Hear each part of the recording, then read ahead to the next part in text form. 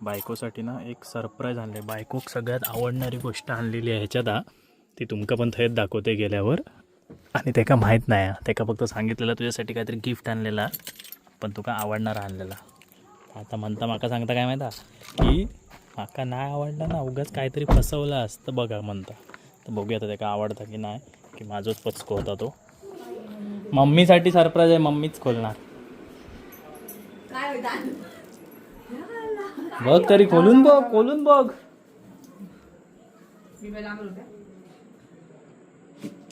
तोंडा पिंडा उडायचा.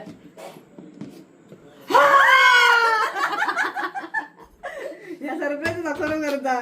कैसन मस्त घरात राहून एवढे वाज घे, वाद आहे का आवडतात ना. बासमती तांदळाचे मी बनवलंय. खाव हा ये भात कुछ हजम नाही. आम्ही पण घेणार.